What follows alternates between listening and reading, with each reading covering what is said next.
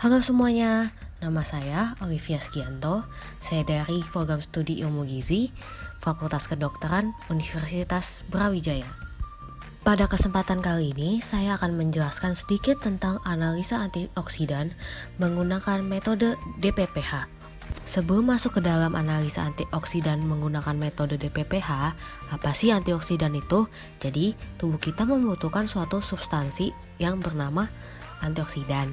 Antioksidan tersebut dapat membantu melindungi tubuh dari serangan radikal bebas dengan meredam dampak negatif senyawa radikal bebas tersebut. Antioksidan mampu menangkap molekul radikal bebas dan spesies oksigen reaktif, sehingga menghambat reaksi oksidatif yang merupakan penyakit-penyakit degeneratif seperti penyakit jantung, kanker, katarak, dan lainnya. Metode DPPH. DPPH merupakan radikal bebas yang stabil. Pada metode ini, antioksidan bereaksi dengan radikal bebas DPPH dengan cara mendonorkan atom hidrogen. Hal ini menyebabkan terjadinya perubahan warna dari berwarna ungu menjadi warna kuning. Dan prinsip metode DPPH ini adalah untuk mengukur aktivitas antioksidan secara kuantitatif. Apa sih nilai IC50 itu? Jadi, aktivitas antioksidan dinyatakan secara kuantitatif dengan IC50. IC50 merupakan kemampuan senyawa dalam suatu sampel sebagai antioksidan untuk meredam 50% radikal bebas. Sehingga, semakin kecil nilai koefisien IC50, maka semakin tinggi pula sifat bioaktif pada sampel antioksidan tersebut. Tujuan analisa antioksidan menggunakan metode DPPH ini adalah untuk mengetahui kadar antioksidan pada suatu sampel berdasarkan nilai IC50. Untuk prinsip metode DPPH adalah mengukur aktivitas antioksidan secara kuantitatif dengan melakukan pengukuran penangkapan radikal DPPH oleh suatu senyawa yang mempunyai aktivitas antioksidan dan menggunakan spektrofotometri. Alat-alat yang digunakan dalam analisa antioksidan metode DPPH ini adalah yang pertama beker glass, yang kedua penangas air, ketiga penjepit tabung reaksi, keempat pipet tetes. Kemudian alat kelima adalah pipet ukur, alat keenam adalah tabung reaksi, dan yang ketujuh adalah rak tabung reaksi. Lalu alat yang selanjutnya juga ada spektrofotometer, kuvet, dan juga vortex. Untuk bahan-bahannya yang digunakan adalah yang pertama aquades, kemudian ada DPPH, ada metanol, dan juga ada ekstrak simplicia. Tahap analisa antioksidan menggunakan metode DPPH ini memiliki 4 tahap. Untuk tahap pertama adalah persiapan antioksidan.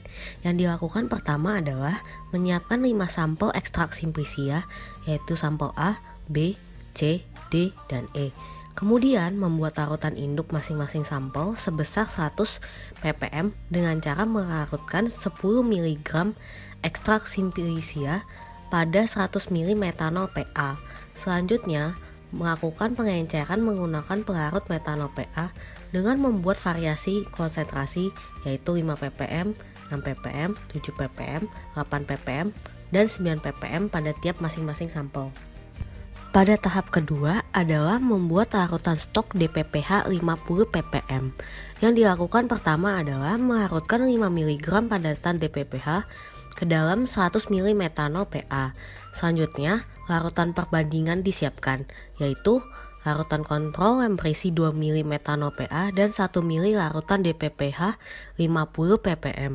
Pada tahap ketiga yang dilakukan adalah melakukan penentuan nilai IC50. Tahap pertama yang dilakukan adalah untuk sampel uji disiapkan masing-masing 2 ml larutan sampel dan juga 2 ml larutan DPPH. Kemudian larutan tersebut diinkubasi selama 30 menit pada suhu 27 derajat Celcius hingga terjadi perubahan warna dari aktivitas DPPH. Perubahan warna dimulai dari ungu tua hingga kuning terang. Yang ketiga, semua sampel yang telah diinkubasi diuji nilai absorbansinya menggunakan spektrofotometer UV vis pada panjang gelombang 517 nanometer. Kemudian hasil penuraan spektrofotometer pada menit ke-30 dicatat dan juga dimasukkan ke dalam tabel DHP. Tahap keempat adalah menentukan kurva IC50. Yang pertama, kapasitas antioksidan sampel dihitung dengan rumus persen antioksidan terlebih dahulu. Menggunakan rumus, persen antioksidan sama dengan nilai absorbansi kontrol dikurang nilai absorbansi sampel dibagi nilai absorbansi kontrol dikali 100%. Kemudian hasil persen antioksidan tersebut digunakan untuk mendapatkan persamaan kurva Y sama dengan AX plus B untuk masing-masing sampel. Nilai IC50 ditentukan dengan memasukkan nilai 50 ke dalam kurva standar tersebut. Kemudian didapatkan nilai IC50 sebagai nilai X. Sifat antioksidan berdasarkan nilai IC50 adalah untuk nilai IC50 di bawah 50 ppm, sifat antioksidannya adalah sangat kuat. Untuk nilai IC50 50 ppm sampai 100 ppm adalah kuat, 100 ppm sampai 150 adalah sedang, dan 150 ppm sampai 200 ppm adalah lemah. Berikut adalah hasil analisa antioksidan menggunakan metode DPPH. Hasil dikatakan negatif apabila warna larutan berwarna ungu, dan hasil dikatakan positif apabila larutan berwarna kuning. Mungkin itu saja dari saya, kurang lebihnya saya mohon maaf. Sekian dan terima kasih.